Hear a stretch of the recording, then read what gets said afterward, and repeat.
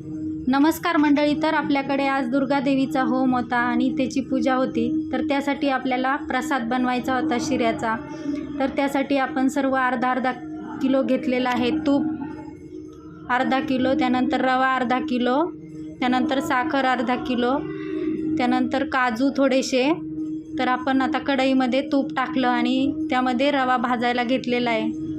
तर रवा आपण छान असा कढईमध्ये तुपामध्ये छान परतून मस्त छान असा लालसर भाजून घेणार आहोत.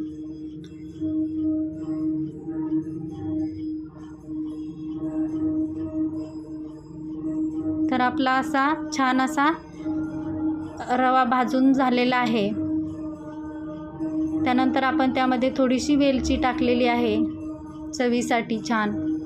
त्यानंतर आपण इकडे दूध केळी घेतली आहे आणि त्यामध्ये थोडंसं पाणी आणि दूध टाकून घेतलेलं आहे. अर्धा किलो रव्याला अर्धा लिटर दूध आणि थोडंसं पाणी.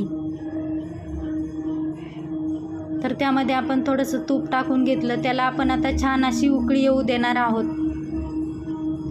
तर तुम्ही बघू शकता माझी ट्रिक. तर मी इकडे उकळी करण्यासाठी ठेवलेलं आहे. तर उकळी छान आली, मग त्यामध्ये आपण आता रवा भाजून घेतलेला टाकून घेणार आहोत. तर त्यामध्ये आपण सर्व रवा छान असा मिक्स करून घेतलेला आहे. तर असा बनवल्यावर खूप छान असा मोकळा होतो. तर तुम्ही बघू शकता आता.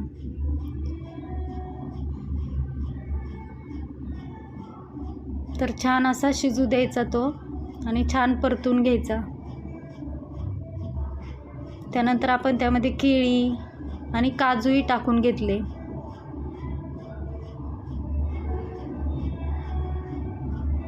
तर असा आपला छान असा प्रसादाचा शिरा आता तयार झालेला आहे. तुम्ही नक्की ट्राय